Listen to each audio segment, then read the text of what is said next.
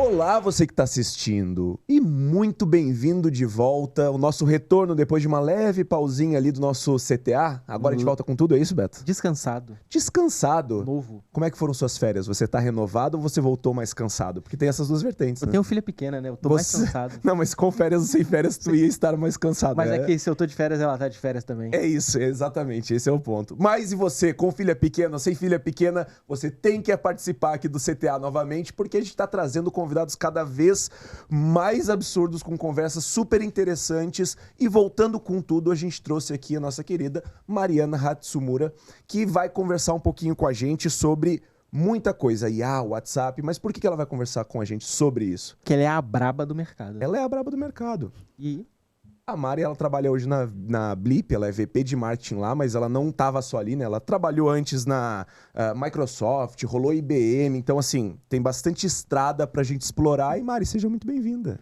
Muito obrigada, adorei a introdução. Feliz de estar aqui, obrigada pelo convite. Super ansiosa aí pra gente trocar sobre os meus 6 meses de Blip, mas principalmente sobre os meus mais de 20 anos aí de carreira, estrada longa.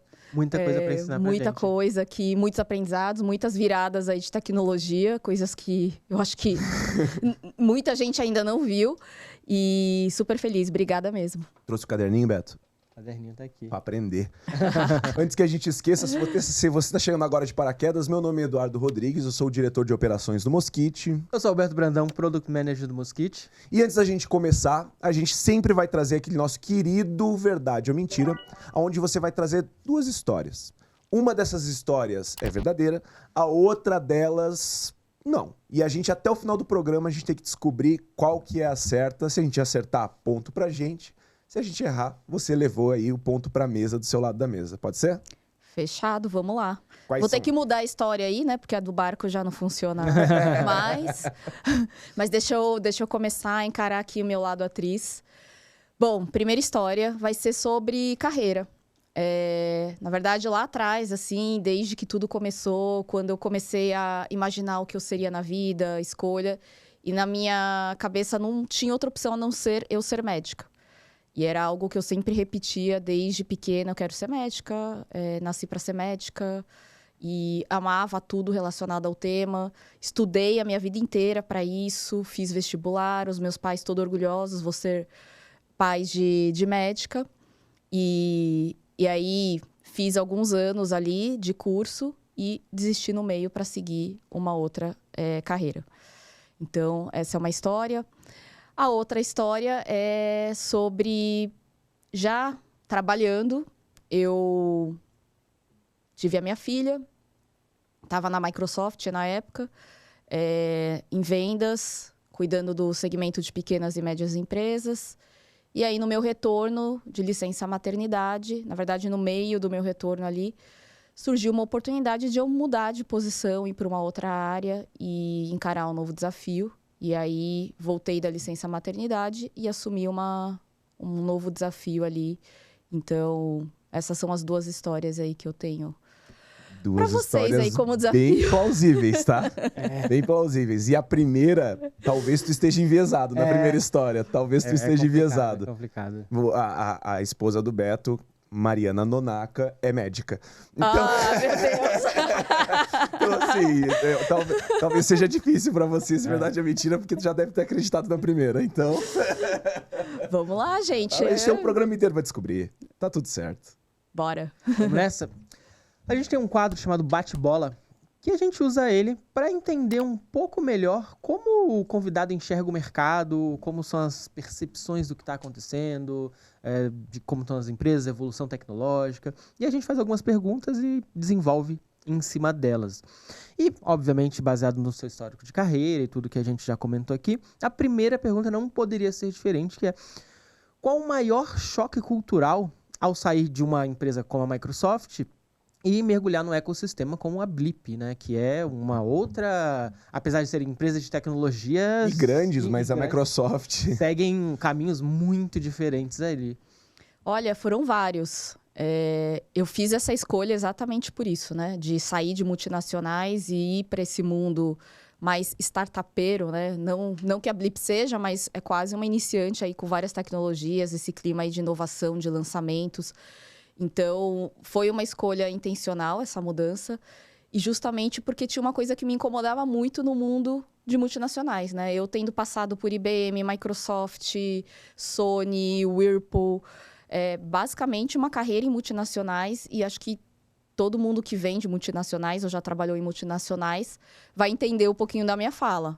Mas é o livrinho ali aberto e a gente seguindo as regras, né? Então, o meu papel ali dentro dessas multinacionais, em todas essas experiências, tinha muito mais a ver com eu cumprir o que estava escrito ali, né? E o sistema fazia você voltar quando você desviava. Versus eu, hoje na Blip, ou tendo também passado pela Caju, né? Que é bem o startup, mesmo perfil, né? O mesmo startup, perfil ali, até numa dimensão menor, onde você faz acontecer. Eu acho que esse é o principal diferencial. As pessoas estão esperando você dizer o que elas têm que fazer, né? No inverso. Não, Ah, não e existe não um o playbook inverso. claro. Não As existe. regras são existe. escritas conforme o caminho vai aparecendo. Exato. E o mais engraçado é que às vezes você faz, executa e depois você alinha, né? Porque não dá tempo. As oportunidades estão surgindo ali, as coisas têm que acontecer. Então, a maior parte das coisas que a gente está criando pela primeira vez não tem processo, não tem caminho. Ah, como é que eu faço isso? Não sei, nunca fizemos, vamos fazer. E aí depois a gente alinha, descobre e transforma isso num playbook, eventualmente, né? Que normalmente, para chegar num playbook, tu faz 3 vezes errando e acertando, já muda 15 vezes, porque tu só chega no playbook quando tem alguma coisa sólida mesmo, né? É isso. Eu estava exatamente ontem discutindo uma posição nova que eu coloquei no time para justamente cuidar da expansão global, internacional da Blip, que era uma posição de field marketing. Né? Uma posição de field marketing. E aí eu conversando com os country managers sobre como é que a gente vai acertar essa posição e fazer ela funcionar. Algo novo. Sim. Nunca tinha sido feito na Blip, nenhuma outra área tinha uma posição semelhante. E a gente, acho que desde dezembro, mudou umas 3, 4 vezes o escopo. E a gente, assim, tá tudo bem, tá, gente? A gente não tá mudando porque tá dando errado. A gente só tá vendo formas de tirar o melhor proveito de toda essa situação, né?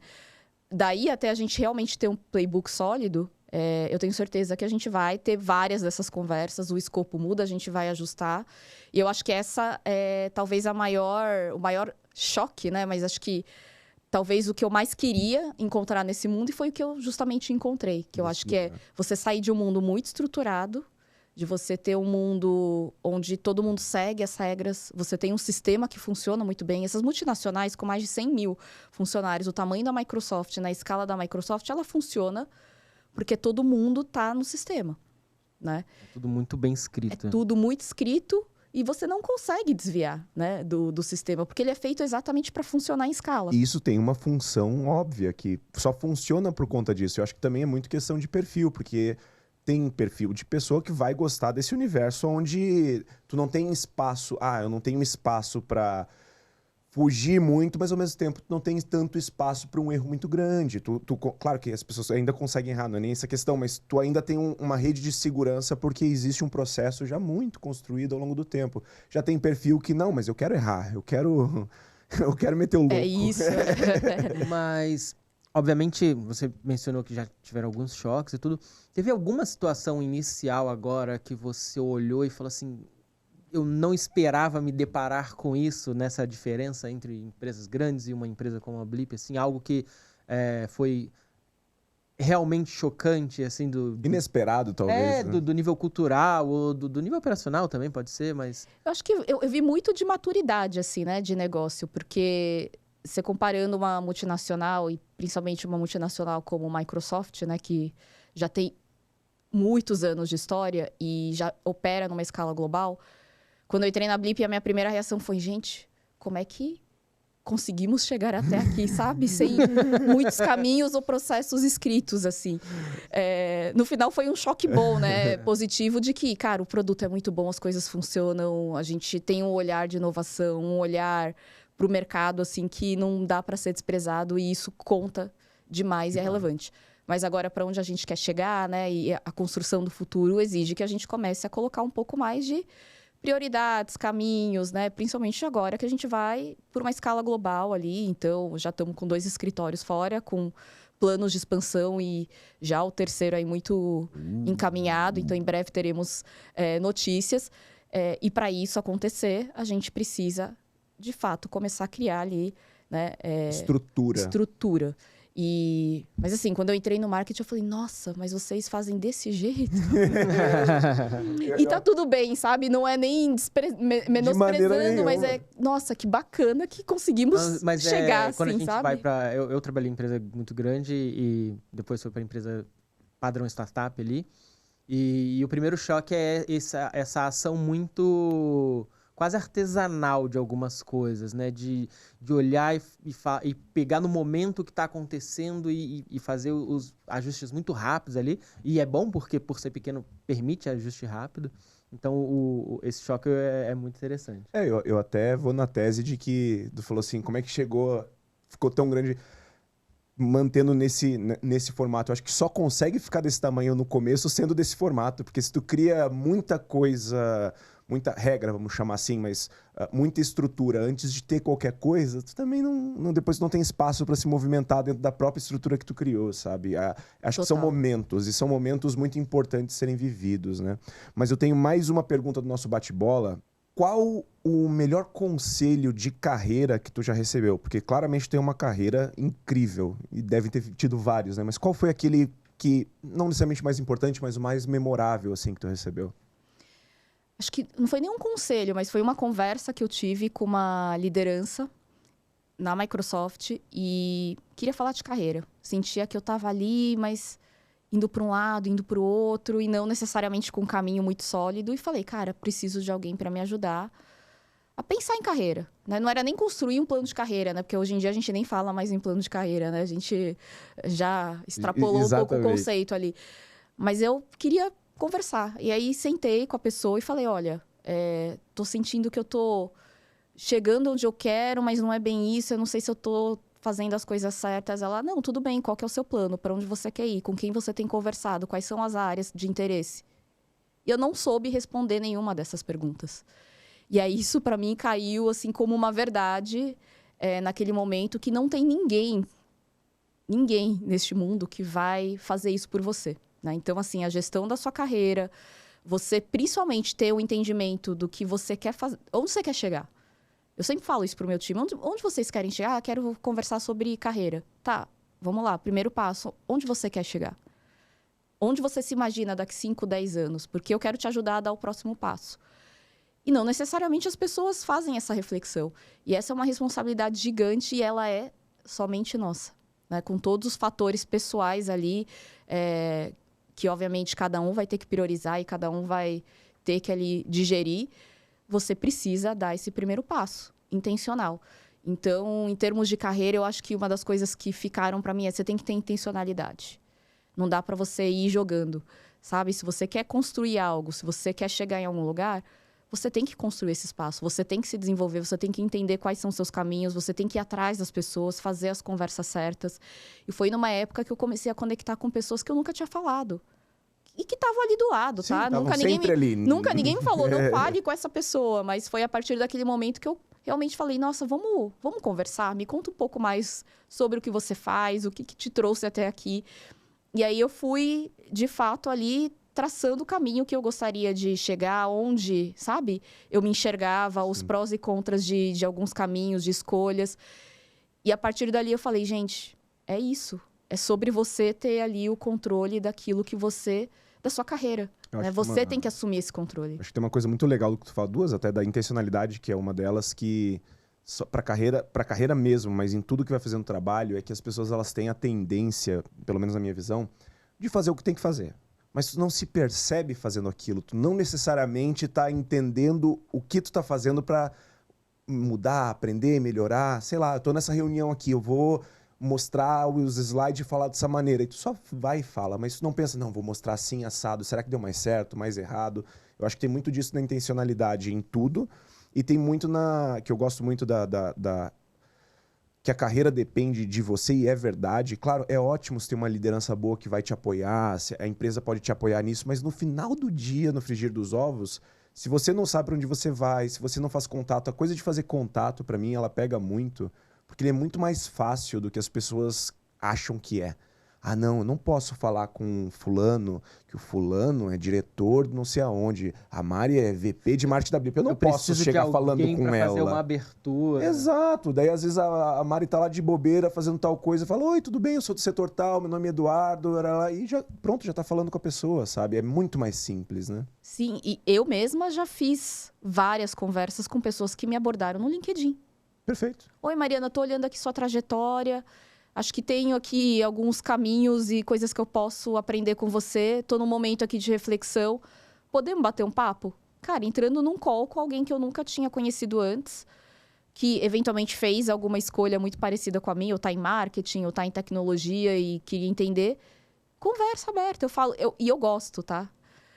De fazer esse tipo de conversa. Então, mesmo com o meu time, eu acho que é parte importante do papel da liderança, mas eu, pessoalmente, gosto de desenvolver pessoas, sabe? De enxergar potencial e tal. Mas se a pessoa não quer, ou ela não tem como, nada que tu possa né? fazer. Então, assim, eu acho que o papel da liderança ou do gestor ali é muito de, cara, destrava o potencial da pessoa, ajuda a pessoa a entender ali. Mas, antes de tudo, a pessoa tem que querer, né? E eu acho que, na minha carreira, pelo menos, a partir desse momento onde eu entendi... Legal, a carreira é minha, eu é que vou ter que fazer a gestão. E toma tempo, tá, gente? Fazer gestão de carreira. Não é um negocinho que você pensa assim, em 3 minutos a cada mês e tá tudo bem. Não, você tem que ter uma agenda. E principalmente para mulheres, eu acho que é muito difícil essa questão de você fazer conexões, networking. Porque é sempre visto como algo que, isso não é para mim. Quase que as mulheres se sentem mal em fazer, né? Aquilo que talvez homens façam de forma muito natural. Sim. De, vou chamar um amigo aqui, vou conversar com o fulano, e tá tudo bem. Mas eu acho que tem um ponto ali de trava ou de resistência, talvez, por não ser um lugar natural para as mulheres. Mas né? Aí, uma pergunta honesta mesmo. Tu hoje tá numa liderança muito clara, assim, dentro da Blip, fora a carreira toda. O quanto, na tua visão... ter uma mulher numa liderança tão alta não facilita isso de alguma maneira para se criar isso como uma normalização. É muito mais fácil de eu, como mulher, imagino, né?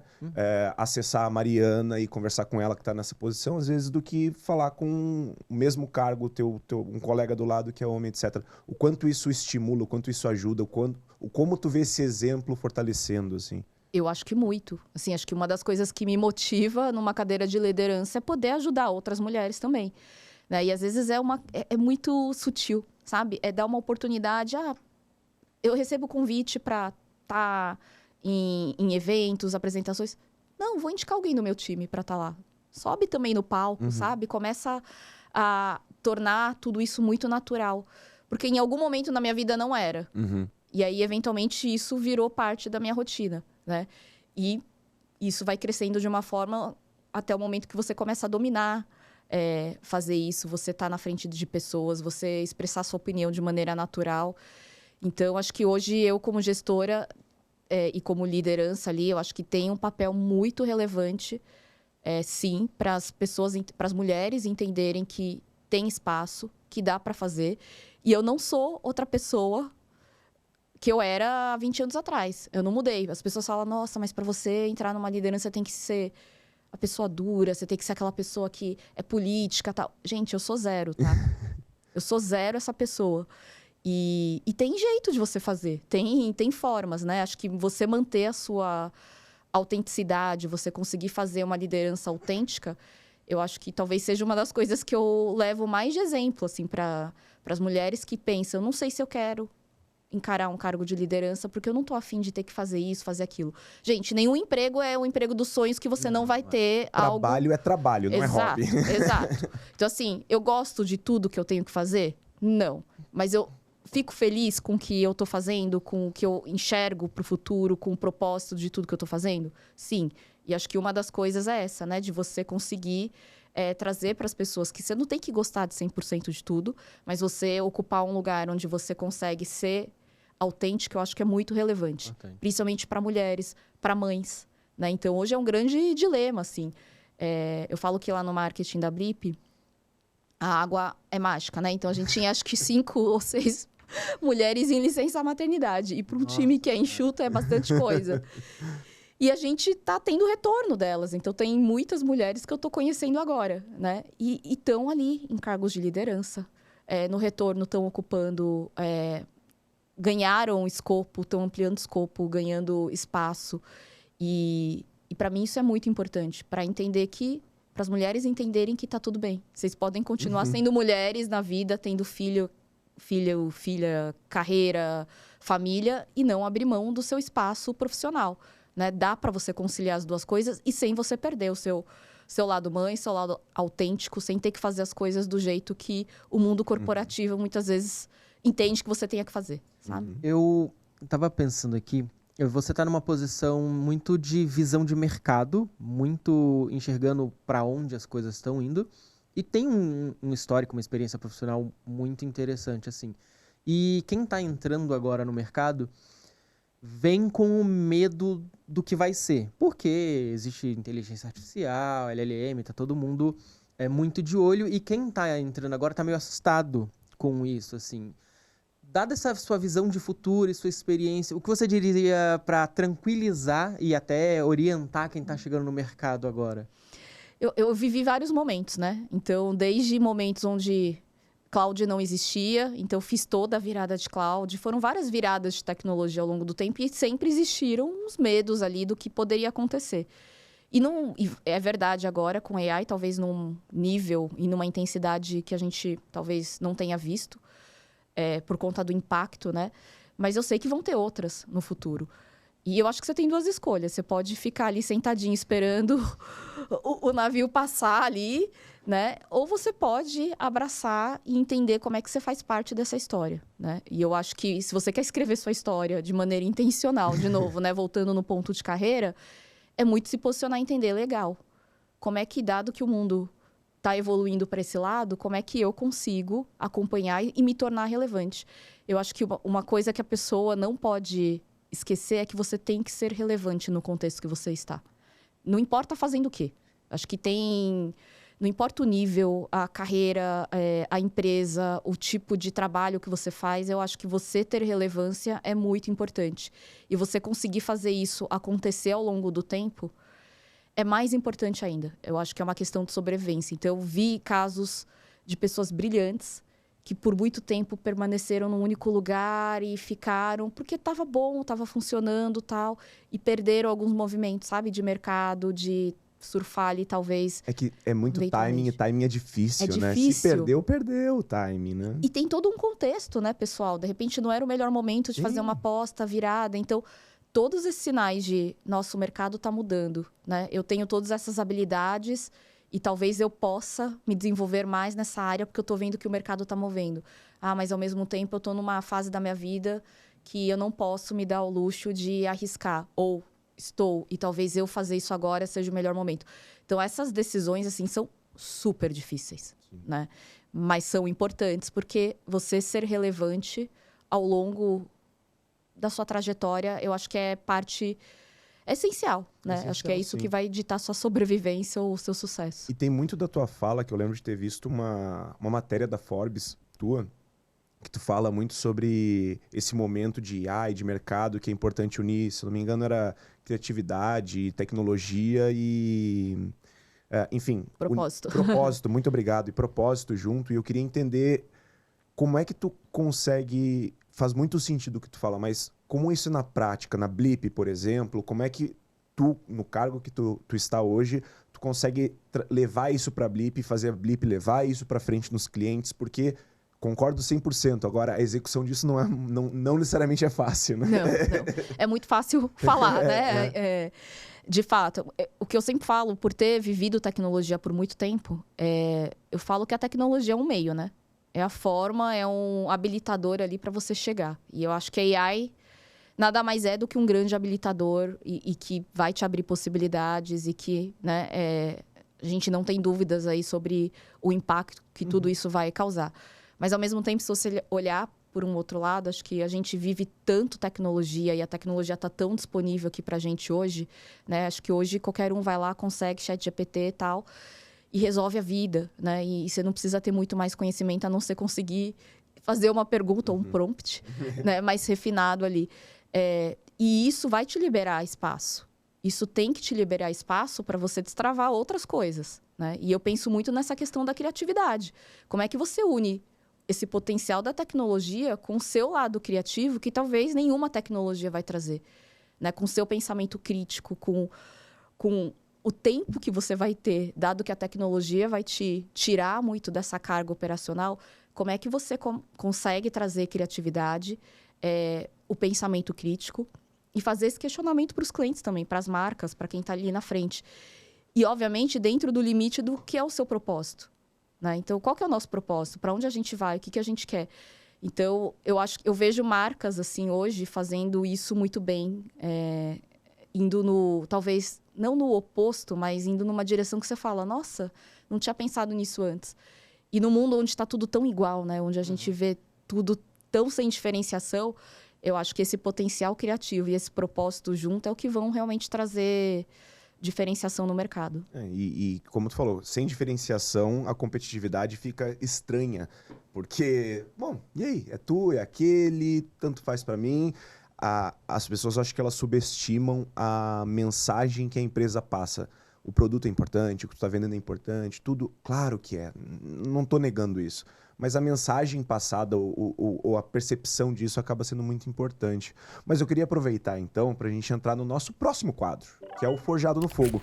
Eu acho que a forma que tu tá trazendo as coisas, eu tô bem curioso por esse, inclusive. O nosso Forjado no Fogo é o nosso quadro que a gente pede a pessoa que tá do outro lado da mesa, nossa convidada no caso, a trazer alguma história que, de alguma maneira, te forjou, mudou como tu enxerga o mundo, trouxe algum valor com mais força que não tinha antes, que hoje tu segue, ou tu faz algo diferente, ou coisas diferentes por conta disso. É aquele momento que é sempre memorável, que, putz, a partir daqui ficou diferente, Ponto sabe? de virada mesmo. Um ponto de virada na vida, e aí, pessoal ou profissional, não, né? No final estão juntas ali, não tem como separar. Mas esse momento do Forjado no Fogo seu, assim... Olha, foram alguns momentos, assim, eu acho que até no pessoal, assim, tive um momento que eu acho que foi muito marcante, que foi quando eu tive a minha filha, né? Hoje ela tem 8 anos, e pelo fato dela ser menina, eu sempre me senti muito num lugar de, cara, eu preciso ser um bom exemplo e uma boa inspiração para ela. Então, tinha uma... Não tô nem tirando a responsabilidade e o peso de você carregar todo o resto, né? Mas, e nem do pai também, mas assim... Mas só agregou mais responsabilidade. Só uma camadinha a mais ali, né? E eu me sentia muito culpada, por exemplo, por trabalhar, nem sempre estar muito presente e sabe, tá sempre me sentindo culpada quando eu tava no trabalho ou quando eu tava em casa me sentindo culpada porque eu não tava no trabalho. E aí eu olhei para trás e vi a minha mãe. A minha mãe, ela estudou, fez faculdade, veio de uma família de 8 filhos ali. Então, foram criados no campo, né? Meus avós imigrantes. E ela conseguiu fazer faculdade. Ela era a filha mais velha e veio para São Paulo, pagou a faculdade trabalhando. E vários dos meus tios, né, dos irmãos, conseguiram também estudar por conta dela. Isso, ela viabilizou... Ela viabilizou tudo isso e tal. E aí, ela... casou, me teve, né? Tenho mais 2 irmãos, então mãe de 3 filhos ali. E ela decidiu parar de trabalhar. Porque ela estava num contexto muito diferente. Era um contexto onde você não tinha muita opção, né? Assim, 3 filhos para criar, 3 filhos para cuidar. Vou ficar em casa e vou cuidar dos filhos, né? Então, ela estudou, chegou a trabalhar, é biomédica, então chegou a trabalhar com médicos, com laboratórios. Você tem inspiração para fazer medicina?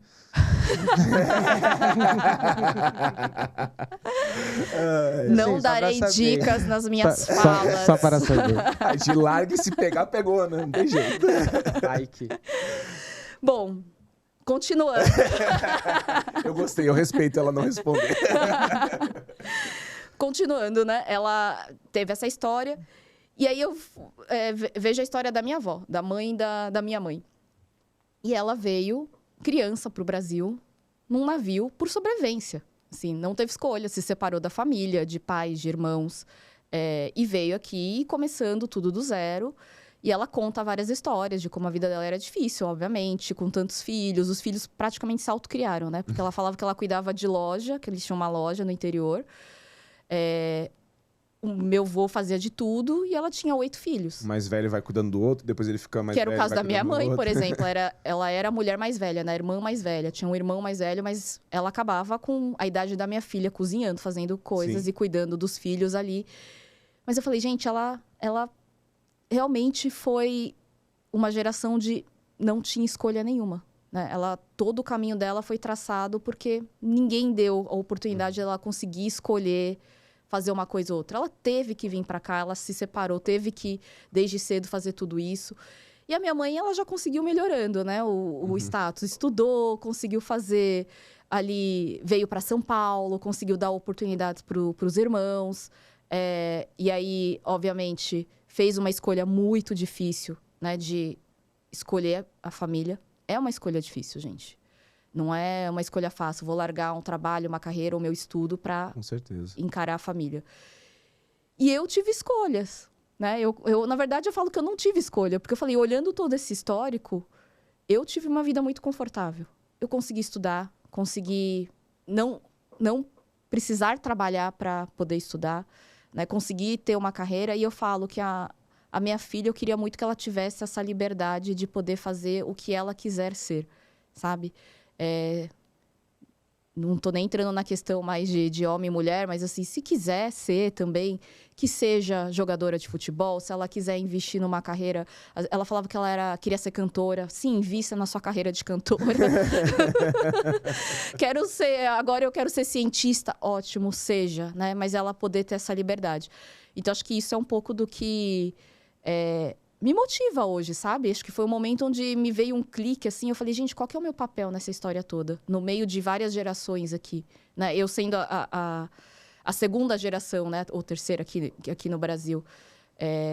Então, eu fui muito olhando para esse passado, para esse legado de tudo que tinha sido construído já. E olhando para minha filha, falando, cara, eu preciso que ela tenha essa possibilidade de me ver e falar, nossa, a mamãe faz isso e eu também posso e também posso escolher outras coisas. Então, hoje, quando ela reproduz as falas dela, ou ela tá brincando e tal, ela... Não, tô brincando de ser mãe e trabalhando. O trabalhando dela é o teclado. Ou fazendo call, né? Então, ela pega o telefone e faz call. Então, assim, isso virou uma coisa natural para ela, sabe? Um lugar comum, onde a mulher, ela é mãe, eu tô ali presente, tô no dia a dia dela, mas ela também trabalha e para ela isso virou uma cena ali, ou algo que é comum, né? É normalizado eu ser mãe e trabalhar, e eu tenho certeza que isso ela vai levar de alguma forma ali. Espero que sem traumas, né? Não, mas assim, algum trauma vai ter, faz parte. A gente fala que a gente quer deixar traumas que sejam possíveis de tratar na terapia. É a nossa missão, é não ser maiores do que isso, mas a gente sabe que vai ter. Vai então, de algum jeito. Mas a minha filha tem 2 anos, né? 2 anos e meio. E ela, outro dia desses, pegou algumas bolsas assim. Ela tem as bolsinhas dela, né? Aí botou um monte de bolsa assim. Aí abriu a porta da cozinha e falou, papai, vou trabalhar, tchau. Porque minha esposa gente. sai pra trabalhar todo dia, né? No caso, Então, né? Mas eu me toca muito essa fala, porque óbvio, como pai, eu tento dar exemplos e ser o mais presente possível e tudo. Minha esposa, sendo médica, trabalha uma jornada muito rigorosa. Mas eu também quero que ela veja a mãe sendo uma mulher forte, uma mulher que trabalha, uma mulher que tem decisões, que... Assim, eu faço questão de assumir um monte de papel doméstico para ela ver que não é responsabilidade dela por ser mulher e tal. Então, essa parte do exemplo me pega muito, assim, me toca demais, assim. Eu não tenho filhos ainda, mas talvez a parte do exemplo deve ser mais desesperadora também, porque nem sempre tinha um bom exemplo, né? Então... E a gente tá aprendendo, né? Assim, pelo menos a minha geração veio de um histórico muito diferente, né? Era um histórico, ainda mais vindo de uma família japonesa, era uma coisa de... Não levante a voz, não abra, não argumente, né? Era sempre muito autoritária a relação. E hoje em dia isso não funciona. com essa geração. Eu não sei porquê, mas veio diferente, assim. Bom, que bom, talvez. Não, é ótimo. Mas eu não sei se eu tô tão preparada, assim. Às vezes eu fico pensando, o que a minha mãe faria aqui? Aí tu pensou, uma cintada. Eu falei, ela com certeza pegaria o chinelo e vai agora. E eu falo, acho que não vou poder fazer isso, gente. Não vai dar. Dando, né? Não vai estar dando. Mas deixa eu te perguntar, com esse histórico, me levantou uma dúvida muito honesta, assim, que... E não é nem por causa do verdade ou mentira, mas é uma pergunta honesta. Como é que tu chega desse histórico e passa por esses momentos de vida e tu fala assim... Ou se foi esse o caso, eu quero ser executiva, eu quero trabalhar em multinacional, eu quero trabalhar com marketing, eu quero fazer isso aqui da minha vida. Como é que... Porque nenhuma criança... Desconheço alguma filha ou filho de alguém com 8 anos ou menos que fala assim, meu sonho é ser VP de marketing. O meu sonho é ser... Não, nunca é. É cientista, é astronauta, policial, bombeiro, é médico, é tudo. Mas às vezes nunca qual foi o ponto inicial? Porque provavelmente ela optou pelo marketing ou por tecnologia então, lá exato. na ponta, Essa é a dúvida. Porque, de novo, né? Ninguém nasce falando, quero ser product manager. Qual é a fagulha? Ainda, a gente vai mudar essa história. Qual a fagulha disso? Como é que qual que é o interesse inicial que faz tu chegar nesse lugar, né? Eu acho que foi uma combinação de coisas. Acho que tecnologia era algo que eu sempre gostava. Sempre gostei. Uhum. Me interessava. O que tá por trás disso? Sempre fui muito curiosa. Então, gostava de entender. Tá, mas como é que isso funciona? Como é que sai daqui para lá? Então, sempre tive essa curiosidade, esse lado de encarar a tecnologia de uma forma diferente. As pessoas, às vezes, meio que... Ai, não sei mexer nisso. E eu era o contrário. Eu sempre ficava muito instigada e curiosa. Queria abrir capô, né? Deixa eu ver como é que funciona isso aqui. Gente, eu, na pandemia, curiosidade, consertava eletrodomésticos, assim, porque não tinha onde levar. E aí eu falava, cara, eu vou assistir uns vídeos no YouTube. Isso é muito bom. Eu parei quando eu tive que decidir entre comprar uma solda. E aí meu marido falou, acho que você tá indo longe demais, vamos parar por aqui. Mas assim, pra vocês entenderem que eu gosto de entender, de falar, cara, alguém construiu isso. Alguém fez isso, alguém pensou. Então, é algo que eu posso ir lá e também entender e saber o que está por trás. Então, a tecnologia me atraía muito por esse lugar. Então, sempre fui muito movida por desafio. E o fato de eu vender, falar sobre algo que era muito desconhecido das pessoas, ou que as pessoas não entendiam totalmente, para mim era algo assim que me animava demais. E o marketing sempre era uma área que você estava ali na ponta, que você precisava explicar como é que tudo isso funcionava. Né? Como é que isso... de fato, vai agregar valor na sua vida. Traduz o técnico para o público. Né? E eu não acho... Ainda acho que tem muitos desafios, né? Mas você fazer essa tradução do impacto na sua vida da tecnologia é igual AI. Como é que você mede tudo isso, né? Então, você conseguir fazer essa tradução, eu acho que ela é muito importante. E aí, eu uni essas duas coisas. Eu acho que esse gosto pela tecnologia e acho que o fato de eu conseguir entender e explicar, talvez, da forma como eu estava vendo ali, não como a forma de alguém que foi lá e construiu e é técnico e não sou essa pessoa, né? Mas a pessoa que conseguia fazer essa ponte ali. Então, acho que, naturalmente, eu fui indo para uma área que me trouxe aqui para o marketing. E me fala uma coisa, tu falou da tecnologia e do movimento e tudo mais, e aí tu também comentou lá no começo da internacionalização da Blip, né? De uma maneira ou de outra, de já estar começando a ampliar isso. Como tu lida e como tu tá pretendendo na Blip olhar para parte de... Bom, no final do dia, tu tem que explicar aquela tecnologia de uma maneira funcional e que impacte essa pessoa, só que agora de culturas completamente diferentes. E a forma como a gente entende as coisas, querendo ou não, tá muito pautado pela cultura que a gente está cercado. Como é que tu olha e encara esse desafio e como é que vocês estão... pensando para a Blip fazer esse esforço? Porque internacionalização é difícil não só pela parte burocrática, talvez seja a parte mais simples, a parte burocrática, né? É um desafio e foi uma das coisas que me atraiu vir para a Blip, foi essa possibilidade de fazer algo que eu nunca tinha feito.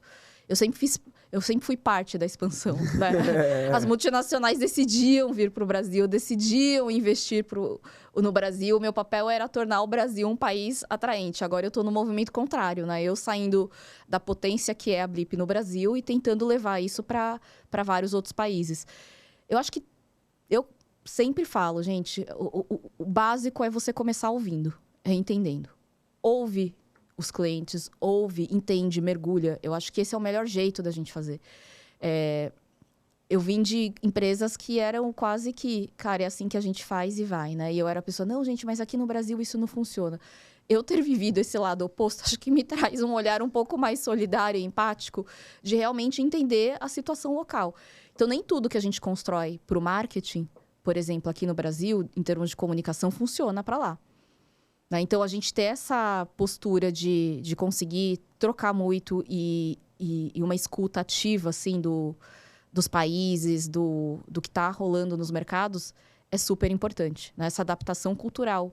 Tem coisas engraçadas, por exemplo, que a gente tem lá, né? A gente vai acompanhando as vendas no Globo e aí, de repente, julho, agosto, a gente vê Europa com alguns movimentos. Nossa, mas o que rolou aqui? Férias. Não sabia. Não, e é muito relevante, por exemplo, o tema férias na Europa é muito diferente do tema férias, por exemplo, Brasil ou América Latina. Né? E esse contexto, até de sazonalidade, a gente precisa levar em conta. São coisas que a gente nunca pensou. E eu provavelmente estaria fazendo campanha ali e achando que eu estava no pico ali no momento. Então, você precisa, sim, mergulhar. Acho que tem coisas que são importantes a gente levar em consideração. E a gente ter equipes boas também, que estejam abertas e consigam fazer essa construção com a gente, eu acho que é muito importante. E aí eu vou, de novo, né? Tô aqui para aprender, então eu tô fazendo pergunta para aprender mesmo. Mas assim, a Blip, ela tem uma solução excelente e ela tem uma solução voltada em WhatsApp que é extremamente excelente, importantíssima e tudo mais. Como é que vocês estão enxergando entrar em países onde não necessariamente o WhatsApp é tão forte como no Brasil? Brasil, o WhatsApp é um fenômeno. Sei lá, Estados Unidos não tanto. O SMS lá é muito forte. Na Europa eu não faço ideia. Eu sei que na Índia o WhatsApp também é um fenômeno. Como é lidar com esse tipo de... E aí eu vou tentar até trazer um paralelo para quem está nos assistindo, que às vezes não é o WhatsApp a questão, mas... eu tenho uma barreira que meu produto faz muito sentido nesse contexto. Será que vale a pena eu tentar esse outro contexto que talvez não seja tanto, né? Talvez eu não tenha tanta facilidade como aqui no Brasil e tal? É super relevante. Acho que a gente está em países hoje que fazem de alguma forma sentido por conta da base de WhatsApp. A gente acho que partiu daqui, mas a nossa estratégia como Blip é a gente liderar a inteligência conversacional, né? E essa inteligência conversacional, ela acontece em vários canais. Ela pode acontecer... Acontece, né? Não nem pode acontecer. Ela acontece nas mídias sociais, ela acontece através de aplicativos, ela acontece em site, em chat. Então, assim, a conversa está acontecendo em vários canais, né? Então, acho que, antes de tudo, obviamente, a gente se apoia muito na força do WhatsApp no Brasil, onde a adoção passa de 96%. Mas em outros países a gente tem e a gente oferece soluções também olhando para outros canais também, né? Por trás, o que a gente quer no final do dia é trazer inteligência conversacional, independente de onde essas conversas estão acontecendo, né? E a gente ter esse contato inteligente ali para as empresas. Mas nesses países vocês se enxergam também como até evangelizadores para puxar mais a cultura para o WhatsApp também, porque é uma ferramenta poderosa, a Meta dá um apoio muito bom e as possibilidades são imensas, né, quando você vai para lá. Com essa atualização da Meta, inclusive, que agora eles fizeram notícias recentes, cara, ligação, assim, eles estão focando muito no WhatsApp para ser o hub de comunicação mesmo. Aí né? vocês se enxergam com esse papel de evangelizadores, de trazer mais gente? Com certeza. A gente... É muito diferente, né? Por exemplo, a forma como os europeus, ou, né, os consumidores ali, eles encaram a forma de atendimento ou a relação com a marca. Aqui, o brasileiro, por exemplo, gosta de uma conversa, né? A gente gosta tanto no físico quanto no virtual, né? A gente está ali chatting o tempo todo. Não necessariamente a gente vê o mesmo comportamento nas outras geografias. E parte do nosso papel é também explicar as possibilidades e os casos de uso que a gente pode ter. Não necessariamente porque a gente entende, não é top-down ali, não é a gente querendo forçar, mas talvez não tenham surgido ali, né, o contexto de como isso poderia ser utilizado. Então, a gente ter casos de sucesso muito relevantes aqui no Brasil e com empresas relevantes, né, e de renome internacional, de projeção global, ajuda a gente a conseguir levar também esses casos de sucesso para as outras regiões. Então, é um jeito também da gente começar a ocupar esse espaço no globo, sem necessariamente estar lá, mas assim, trabalhando até a partir do Brasil, mas com as outras geografias. Muito bom, né? Eu sempre fico feliz quando eu vejo uma marca brasileira, e brasileira mesmo, assim, tomando esse tipo de proporção. Acho muito massa, porque cria exemplo e precedente de novo. Mas aí, talvez até mais no CNPJ do que no CPF, mas cria exemplo. Dá um orgulho, né? Assim, da gente ver o Brasil ganhando destaque por um outro motivo que não os escândalos ou coisas ruins, né? Ou então, futebol. Ou futebol. É muito isso mesmo, muito isso mesmo. Muito bom. E aí tu tava falando da solução que é multicanal, e eu tenho certeza que IA vai entrar aí de alguma maneira, porque quando a gente fala de muito canal, muita interação, muita coisa, a IA ela ajuda muito nesse ponto. Como vocês estão encarando o IA? Qual que para ti hoje é a boa prática de IA quando se fala de um processo onde tu tem múltiplas interações em canais diferentes? Aonde que a IA realmente ajuda nesse ponto? Porque a gente falou muito nos programas de IA como algo aberto. É porque tu vai no ChatGPT, tu pergunta tal coisa, parará. Mas eu acho, ou pelo menos eu posso acreditar, não sei se eu estou certo, que, por exemplo, na Blip ela vai ser uma IA muito mais aplicada a uma função específica. Não necessariamente eu posso fazer o que eu quiser com essa IA, né? Como é que vocês estão indo para esse lado e o que funciona bem para vocês? Quando a gente fala de IA, a gente tem vários contextos, de fato. Você começa a ter agentes ali que falam de um determinado assunto, você tem, às vezes, soluções construídas dentro de casa, e aí você tem as diversas possibilidades, né? Na nossa abordagem, e aí a gente, recentemente, no final do ano, a gente lançou o estúdio, né, dentro do Blip, que é justamente essa possibilidade de você fazer o desenho dessa solução de IA e criar uma governança e orquestração de múltiplos agentes. Então, o cliente ele não precisa sofrer com os seus múltiplos agentes, né? A experiência que a gente quer que o cliente tenha é transparente. É aquilo que a gente estava falando, né? Mas eu recebo mensagens da mesma empresa de 5 números diferentes. Em qual que eu confio? Qual que é a credibilidade disso? Qual eu falo? Sobre o quê? Né? Não é isso que a gente quer. A gente quer conversas fluidas, experiências transparentes ali para o cliente e que ele consiga fazer isso a partir de um único contato, que é o contato inteligente, né? E aí, por trás disso, obviamente, você tem a inteligência artificial entrando, fazendo a orquestração desses sistemas todos, com sistemas internos, com seus agentes, com seus múltiplos agentes, né? Agora já não é mais um agente, são vários agentes para vários temas. E aí, essa camada ali de inteligência sendo adicionada e fazendo essa orquestração é a experiência que a gente quer oferecer para os clientes. Que legal, que legal. Só uma vírgula do que tu estava falando, que para quem não está sabendo aqui, nos bastidores a gente estava falando de experiências de WhatsApp que a gente teve com empresas. E a gente estava comentando de uma empresa que provavelmente, sei lá, inclusive manda vários números diferentes a mesma mensagem. E eu fico sempre pensando, será que é golpe? Será que não é? Por que não é no mesmo número? Quando a gente estava conversando, mandou. Tá aqui. Um desses números mandou. Será que ele ouviu, gente? Exato. Gente. E aí, estão ouvindo a gente? Chapéu de alumínio. Às vezes a gente fica de chapéuzinho de alumínio mesmo. Não tem precisa, jeito. daqui a pouco. Eu acho que é isso, gente. Mas é o que a gente já estava falando até em outro momento, que mesmo sem chapéu de alumínio, a gente tem tanto dado nosso que a gente faz, mesmo se não estiver escutando, tá muito fácil de encontrar a gente os nossos gostos. A gente consome muita coisa, a gente fala muita coisa. Que deixa rastros, né? Exato. Final. Mesmo se não ouvisse, acertar. Tá tudo certo, né? É muito fácil. Muito, sempre muito. Vamos para as perguntinhas do público, Beto? Vamos. Então vamos lá. Na primeira temporada, a gente tinha ali algumas perguntas que eram selecionadas pela nossa base de clientes e tudo, mas agora que expandiu e ganhou uma proporção que a gente nem esperava tanto. Não, inclusive, muito obrigado. A gente tem recebido uma série de perguntas e coletados algumas de acordo com o perfil dos convidados e tal. Então, a gente selecionou aqui algumas muito interessantes. Vou pegar a primeira aqui do Vitor Ferreira. Tem que falar o nome, que senão fica feio. E aí, pessoal, me chamo Vitor e vi que vocês falaram em um episódio sobre a importância de eventos como estratégia B2B para acelerar relacionamento e vendas, principalmente em ticket alto. Mas eu fico com uma dúvida. Dá para mensurar esse impacto de verdade? Como provar que o evento gerou receita de fato?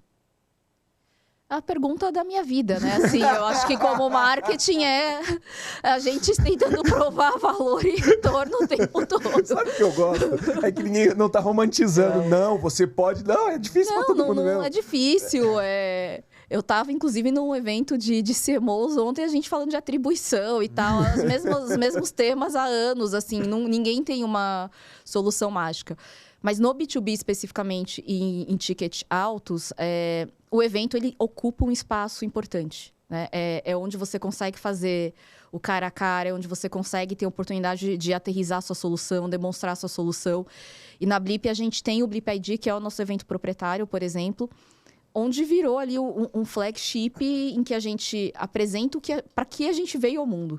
Né? E para a gente é um marco. É um marco não só institucional, assim, de realmente a gente se posicionar de uma forma, de trazer soluções, mas também de reunir clientes, de reunir novos clientes, de trazer cases, de trazer pessoas de fora, né, os nossos clientes de fora também, para entenderem o que é esse mundo que a gente está construindo. Não é que ele tá longe de estar fechado ali, né? Então, é um lugar onde a gente apresenta tendências, onde a gente coloca cliente para conversar, para debater, a gente traz os executivos dos nossos aliados, então Microsoft, Google, Meta, estão com a gente no palco, justamente para a gente ter um momento onde a gente consegue aterrissar um pouco mais tudo que a gente vem falando, né? E isso para a gente é muito relevante. Como é que eu meço, né, tudo isso? Como é que a gente consegue, de fato, provar retorno? É muito complicado, porque não vem uma continha ali, né, no final do evento. Aliás, vem a conta para pagar. Vem a conta para pagar. De receber ali... O Pix não vem direto. Não vem, gente. Mas aqui, o difícil é isso, porque num evento desse, o valor que você retorna dele não é só... Claro que tem, mas não é só o contrato que aumentou, fechou um novo contrato. Tem muita coisa ali no meio. Tem muita coisa. Posicionamento, a tua voz, a referência, tu estar do lado de Microsoft, Meta, etc. Gera um efeito específico também. É difícil mensurar tudo que tu ganha disso, né? Exato. E num B2B, principalmente em ticket alto, a negociação não vai começar e terminar ali. Né? A jornada do B2B, ela é complexa, ela envolve múltiplos stakeholders, você tem um comitê de compra gigante, então você vai influenciar você vai mostrar, nunca uma negociação vai começar e acabar ali nesse evento. Então, talvez essa seja uma grande dificuldade de você mensurar, que não necessariamente a pessoa que entrou e passou ali pelo meu portal ali de inscrição, de credenciamento, ela vai sair ali com um contratinho assinado, né? E se de fato a gente estiver colocando as nossas fichas e apostando no retorno com base nesse fluxo, eu acho que vai ser muito difícil mensurar. Sim. Agora, tem toda a questão de quem eu toquei ali durante o evento e como é que eu acompanho essa jornada. E aí eu tenho exemplos fantásticos de clientes que foram no Blip ID, mas tinham participado de outros eventos antes, e que fecharam um contrato 3, 4 meses depois. Tenho clientes que não eram clientes, foram para o Blip ID, entenderam a dimensão do que a gente era, e aí começaram uma conversa. Estamos conversando ainda, os contratos são longos, né? As negociações são longas. Então, você tem todos os casos. O importante é você conseguir usar o evento como uma estratégia importante ali, exato, da sua estratégia de geração de demanda, né? De aquisição ali. E aí, você conseguir fazer o tracking, medições, é relevante. Então, a gente nem sempre percebe tudo isso pelos números. Mas aí, a gente começa a olhar tudo que a gente gerou de share of voice, em mídia, em ganho de awareness. E, principalmente, ouvindo o cliente. A gente ouviu muito cliente pós-Blip ID falando: nossa, eu estive no Blip ID, eu estava quase fechando com outro, mas eu entendi que vocês têm uma coisa diferente. E isso a gente pegou em escuta de ligação de cliente. Então, não necessariamente eu consegui mensurar o impacto disso diretamente ali pelo CRM ou por qualquer outra ferramenta ali, né? É que eu tenho uma visão de evento, principalmente para B2B ticket alto, tá? Que vamos estabelecer aqui como regra, entre aspas, gigantes, que se teu ticket é extremamente alto, ou extremamente alto o suficiente, tu é B2B, a tua negociação tende a ser longa.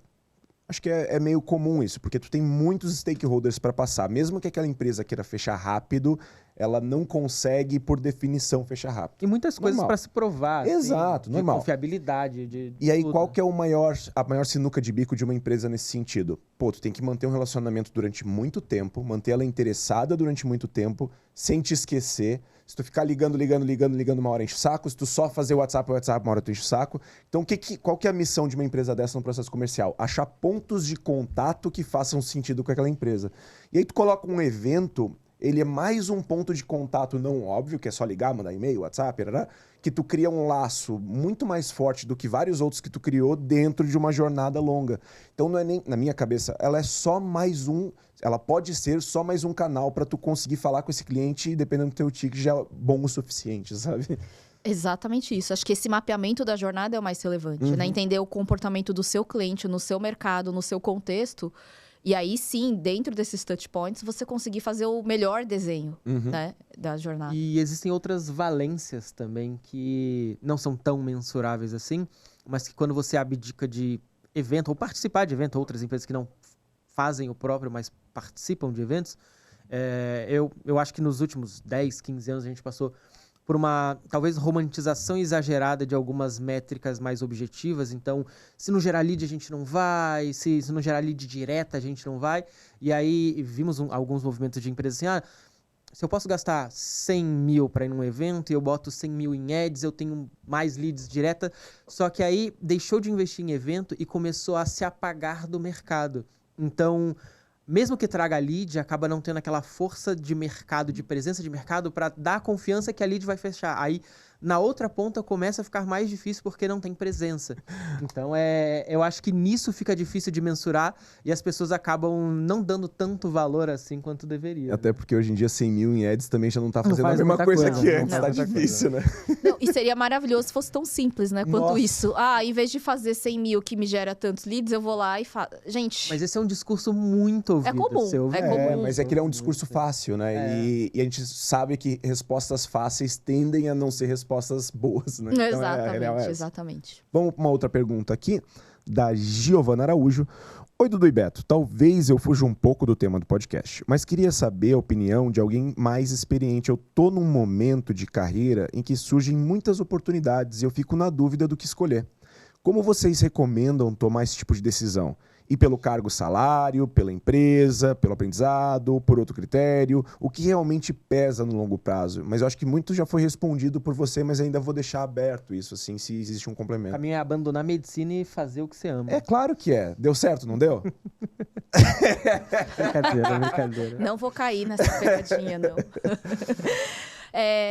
Acho que a gente falou, e aí, obviamente, gente, eu entendo os contextos pessoais, né? Acho que é muito importante. Porque nunca tem sabe gente... dessa pessoa em específico. Exato, assim. Tem gente que não tem essa escolha de, eu não posso me dar ao luxo de não escolher a melhor opção financeira. Porque eu tenho um contexto ali específico, né? E tá tudo bem. Agora, se eu tiver, talvez, pensando em desenvolvimento, em carreira, e dependendo do momento de carreira que ela está, né? Que a gente não sabe aqui, mas que bom que ela está recebendo várias... possibilidades, Exatamente. Né? Você aprender a dizer não é tão importante quanto você dizer sim, né? E você conseguir entender o que é não e o que é sim, é você conseguir fazer esse mapa do que você precisa para chegar onde você quer. Então, assim, esse passo, ele vai me levar mais perto de onde eu quero chegar? Talvez ele me dê mais dinheiro, mas não necessariamente vai me levar mais perto de onde eu quero chegar. E esse aqui? Esse aqui talvez te leve mais perto, mas você talvez tenha uma perda aqui financeira, mas talvez você fique mais perto de você dar o seu próximo passo depois. E esse aqui, você talvez faça um movimento quase horizontal, mas vai te encher de aprendizado. E esse aprendizado, ele é essencial para você dar muitos passos depois. Então, ele é muito particular. difícil, e aí, né, de novo, né, volta para a questão do autoconhecimento, da pessoa realmente parar para fazer essas reflexões e conseguir ponderar tudo isso aqui. Então... é um pouco dos critérios que eu usaria ali para tomar essas decisões. No final das contas, né? Se você não sabe para onde você está indo, qualquer caminho serve. Então é isso aí. Eu amo essa frase, é isso. Boa. Tem uma aqui que é bem interessante, tá? Que a gente ouve muito as pessoas que têm medo de liderar, assim. Não quero assumir essa responsabilidade, a empresa vai depender demais de mim e tudo. Então aqui, qual foi a virada que te fez sair do eu faço pro eu lidero? E o que eu preciso fazer no dia a dia para conseguir desenvolver mais o meu perfil de liderança? Isso é uma pergunta... Muito interessantíssimo, porque eu acho que a liderança é a coisa talvez mais superestimada que existe e mais subestimada ao mesmo tempo. Porque a gente trata muitas vezes a liderança como o mundo dos sonhos, né? Ali, um lugar onde, nossa, tudo acontece, depois que eu chegar nesse lugar, as coisas vão andar e tal. E ninguém conta o outro lado, né? Que talvez seja o lado mais subestimado do quão difícil é você ocupar um cargo de liderança. E a notícia é que nada te prepara, né? Para você sentar assim, você faz cursos, você aprende teorias, você tem sistemas de gestão de pessoas, aprende a dar feedback, aprende sobre liderança situacional, você aprende milhares de livros ali e nada te prepara para você estar na prática vivendo isso, né? Então, eu acho que a liderança é uma situação muito difícil. Eu, em particular, assim, acho que quando eu ocupei uma cadeira de liderança, eu nem sei se eu percebi, assim, o que eu tinha feito de tão diferente, assim, acho que de maneira tão intencional. Mas eu falo que todo mundo pode ser líder no seu dia a dia. Todo mundo.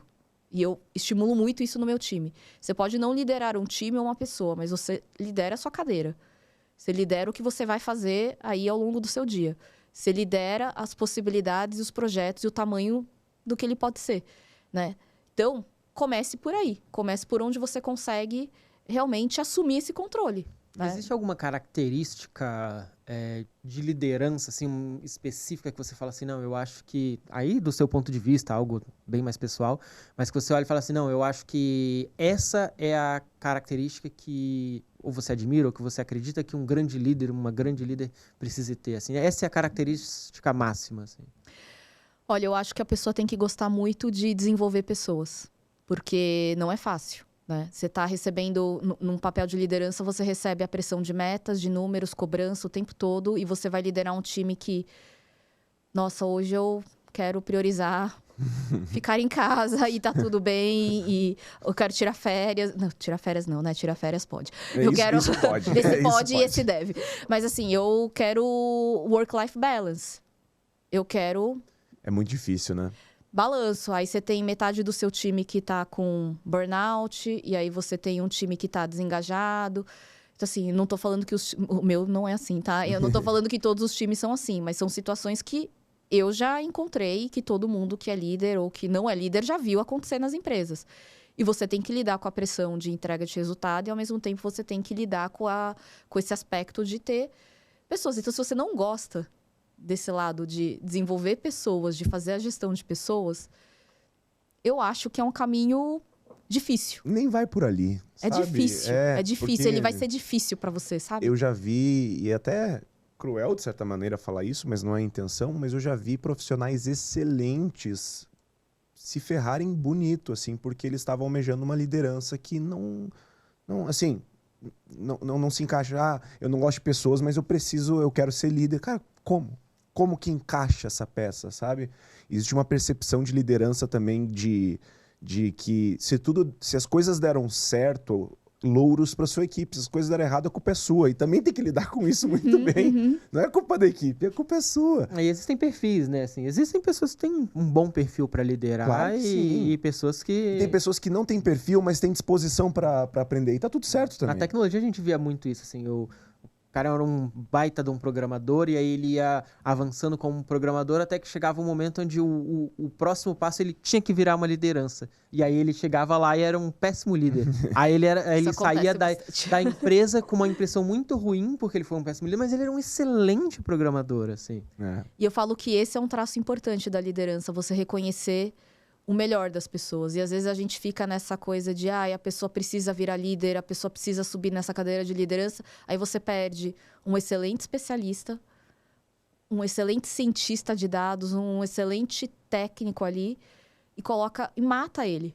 E isso não tem nenhum nem outro, nem o líder, nem o cara que tá entregando. Você tira o brilho daquela pessoa, né? Então, o líder também conseguir fazer esse mapeamento é relevante, é importante, né? Joguinho da cadeira ali. Mas vamos lá. A gente tem aqui agora da Amanda Marim. Sou analista de marketing e aqui na empresa estamos direcionando cada vez mais campanhas para o WhatsApp. O problema é que o acompanhamento desses contatos fica confuso e difícil de perceber quais dados podemos extrair dali. Como conectar melhor o que acontece nas conversas e como levar isso para a otimização de campanhas? Ótima pergunta, mano. Em uma palavra, chama blip, né? Assim. Bom, mas voltando, acho que o primeiro ponto é você ter uma definição de campanha, de objetivos, você conseguir estruturar a campanha no WhatsApp não como apenas um canal ali de disparo ou mais um canal, e sim conseguir desenhar isso ao longo da estratégia de geração de demanda, da jornada do cliente, conseguir otimizar etapas ali do funil, não dá para você ignorar tudo isso. E para tudo isso acontecer de uma maneira inteligente, você precisa conseguir também coletar todos esses dados e, a partir desses dados, tomar decisões, né? O que a Blip faz, dentro do nosso módulo de marketing ali, marketing conversacional, é justamente a gente conseguir capturar todos esses dados ali, desde o anúncio, né, até o fluxo, até a jornada final ali do cliente, e a gente ir otimizando essa jornada em cima de ads, em cima de todas as campanhas de performance que estão rodando, né? Então, dá para fazer? Dá, né? Você precisa realmente ter uma estratégia e olhar isso de maneira mais holística, né? Dentro da sua estratégia de performance. Até complemento, que não é nem que dá, eu acho que tem que. Porque o e-mail já é um canal que ele está cada vez mais difícil de saturado, extrair, né? saturado. Google Ads está caro pra caramba, tá todo mundo competindo pelas mesmas palavras, pelo mesmo público. Então, assim, no final das contas, existem caminhos diferentes e o WhatsApp, ele é um... Cara, as taxas de leitura, abertura, de resposta, de engajamento, são coisas que nunca se viu antes em nenhuma outra ferramenta, mesmo quando o e-mail estava em alta. Então, não é devo, é tem que. Tem né? que. Isso guia uma mudança de padrão de comportamento até, que as pessoas usam cada vez menos essas outras e-mail como forma direta e tá todo mundo no WhatsApp, pelo menos no contexto do Brasil, tá todo mundo no WhatsApp. Então, se você não começa a orientar o seu marketing, sua comunicação, tudo para onde as pessoas estão e o que elas fazem de forma orgânica, você vai perdendo o bonde. E é por isso que quando a gente sempre acaba tendo um viés de CRM, né? Mas assim, não existe venda hoje, né? Não existe venda que não está entrelaçada com o WhatsApp. Porque a gente compra pelo WhatsApp, até coisas menos óbvias, quando tu vai no restaurante, eu quero ir não sei o quê, tu vai no WhatsApp para perguntar se está aberto, ou tu vai fazer a sua reserva. Fazer a sua reserva pelo WhatsApp. A gente literalmente compra as coisas hoje pelo WhatsApp também. Exatamente. E aí você imagina o quanto de insights você consegue extrair, né, de uma exato. conversa. O quanto de sinais você consegue ler em cima do conversacional. E fazer isso de maneira automatizada e poder fazer isso em escala, né, para tudo que você tem fazendo, tem muito valor. Então, é saber fazer. E não quer dizer que você vai excluir todo o resto dos seus canais, mas é como é que você complementa isso dentro da sua estratégia, né? Aproveitando o momento lá do funil, fazendo retargeting de campanha, entendendo o momento ali do cliente. Então, tudo isso é importante. E conectar nos sistemas, né, gente? Assim, não dá para você fazer tudo isso e não tá conectado com CRM, né? Não tá conectado ali um fluxo de dados grande demais para você fazer isso manualmente. Não tem como. Talvez a gente nunca tenha tido tanto fluxo de dados, inclusive, como a gente está vendo agora para esse tipo de decisão. Mas nunca tivemos tão fácil a manipulação desses dados. Exatamente. É uma era de manipular dados e entender esses dados que a gente também nunca teve capacidade. Fecha o quebra-cabeça e vai dar certo. Mas, Beto, é o seguinte... Tudo que é bom tem que chegar num momento final. E agora é o momento onde a gente tem que descobrir qual das as duas histórias da Mari é verdade. Dudu. Eu vou deixar tu começar, vai. Dudu. Eu sou muito enviesado, Claro que por essa história toda, do jeito que a gente sabe. Então eu vou pedir para você defender o seu lado. Tá. E eu vou considerar um pouco a sua visão. É justo. É mais que justo. Eu tenho duas observações durante a nossa conversa, tá? A primeira é que quando tu soltou a parada da medicina, ela reagiu instantaneamente. Então é uma história muito forte para ela de alguma maneira. Normalmente tu poderia demorar, tipo, mas o que ele quis dizer com isso? Porque tu não lembrou da outra história que tu contou. Isso é um primeiro fator para mim. E o segundo foi ela falando da Blip ali, que estão num momento muito legal, onde várias mulheres que estão voltando da licença maternidade, estão assumindo, etc. Eu falei, e se a segunda história for sobre uma dessas mulheres, não sobre ela? Eu fiquei com essa pulga atrás da orelha. Eu tô tendencioso a primeira história ser verdade. Mas é complicado, porque é a história de todas as mulheres essa. Toda mulher que é mãe e trabalha e precisa voltar. E que bom que é, porque a gente já veio de um universo onde não era. Voltar de maternidade era um perigo, né, inclusive. Mas eu tendo a tentar quebrar alguns estereótipos, assim. E o estereótipo da mulher asiática que faz medicina, etc., é um estereótipo muito forte que pode ter sido jogado pra gente cair na isca. Pode ser mesmo, pode ser mesmo. E E aí eu tendo a achar que essa é a mentira, que essa é a isca pra gente... Será que essa isca? É, eu tô Se foi uma isca, ela foi muito boa me pegou na isca. Então eu vou confiar em ti nessa. Você acha que a gente vai nessa? Eu vou confiar em ti nessa. A história falsa é a primeira. aquela largou medicina pra... É isso aí. Gente, vocês são muito bons, hein? Yes. Não, e o melhor foi que pareceu que eu arquitetei muito, né? Pela reflexão aí, mas... A gente tende a fazer uma análise até demais do que precisa, sabe? Não, mas é isso. Eu não cheguei a fazer medicina, eu considerei, sempre tive essa tensão ali, sabe? Ai, será que eu vou para medicina? Será que eu vou para engenharia? Será...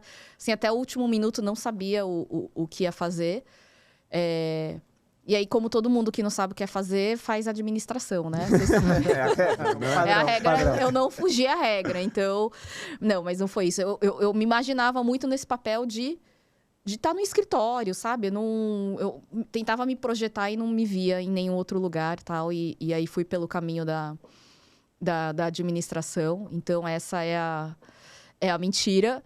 E a verdade é a de que realmente, quando eu voltei, eu estava de licença 3 meses, maternidade, naquela confusão ali, onde eu só conseguia falar de fralda, de amamentação, não conseguia falar de mais nada. Aí me ligaram, eu sei que você está aí de licença maternidade, mas a gente tem uma oportunidade aqui que, cara, parece muito com a sua cara, a gente queria te abrir.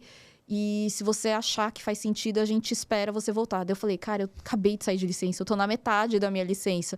Não, mas vamos conversar e tal. E aí fui entendendo, isso era dezembro. Em janeiro voltei às conversas, tal, ia voltar de licença só em março. Aí eu falei, cara... E aí essa foi a decisão lá. Era um passo que ia me deixar mais perto do que eu queria. Era um movimento horizontal, era um downgrade financeiro, porque eu tava saindo de vendas. E vendas tem um histórico de comissão forte e tal, né? Nunca depois ganhei mais dinheiro na vida em marketing do que essa fase em vendas. E aí voltei para o marketing, porque era onde eu queria seguir carreira, etc. Então fiz esse movimento. E eu falei, cara, eu tô fazendo a coisa certa. Agora que eu tenho uma despesa a mais, fraldas para comprar. Mas eu falei, porque eu posso agora, neste momento, fazer isso. Porque eu tenho suporte ali do meu marido. E eu tô num momento de carreira que se eu não fizer agora, eu não vou fazer depois. Então fiz esse movimento. E aí foi isso que me projetou ali para cargos de liderança. Então, assumi as 2 unidades de negócio ali, a diretoria das 2 unidades de negócio na Microsoft depois disso. Que animal. Muito. E que carreira incrível mesmo, assim, genuinamente. Parabéns por uma carreira tão bonita, assim. Tão sólida, assim. Muito bom saber. Mari, agora é o seguinte, se tu quiser passar pro pessoal onde eles te encontram, rede social, projetos que a Blip está fazendo que tu acha interessante trazer para a galera, fica à vontade para dar esse geral, assim, pro pessoal que está assistindo. Legal. Também. Acho que me procurem. Acho que quem quer falar de carreira, falar de desenvolvimento, eu gosto de verdade, genuinamente. Então, estou no LinkedIn, Mariana Hatsumura. Podem me procurar por lá. A Blip está com muita novidade. Acho que desde o Blip ID, o ano passado, a gente marcou ali... Foi um marco, acho que, na história da Blip, realmente. Primeiro, com foco em tudo que a gente vem fazendo, muito em inteligência artificial, né? IA generativa ali. E nesse mundo conversacional. Então, tem muita novidade. Então, essa parte toda que eu estava falando de Blip Marketing, como é que a gente faz tudo isso em escala, com campanhas.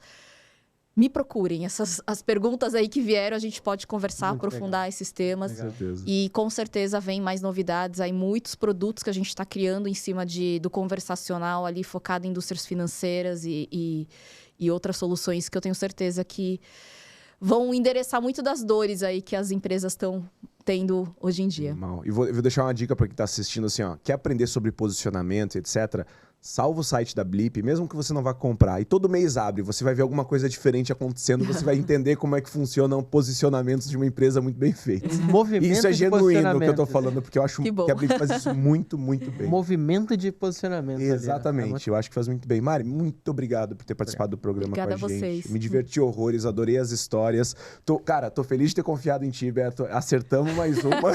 Vocês erram, aliás? A gente erra com mais frequência do que a gente gostaria de admitir. Mas muito obrigado por ter aparecido aqui com a gente, ter conversado. Espero que a gente tenha outras conversas como essa no futuro. Vai ser muito legal te receber de novo, viu? Com certeza, foi um prazer. Volto aqui com certeza para contar mais novidades. Combinadíssimo. E Beto, como sempre, muito obrigado. Muito obrigado, meu querido. Sempre junto. Até a próxima. E para você que está nos assistindo, seja bem-vindo de volta ao CTA. Agora a gente vai sair tocadão daqui. Você sempre vai ter um episódio fresquinho para você ali na sua timeline do YouTube, Spotify e todas as outras redes. Muito obrigado pela sua audiência, por ter retornado aqui no conteúdo conosco e até a próxima.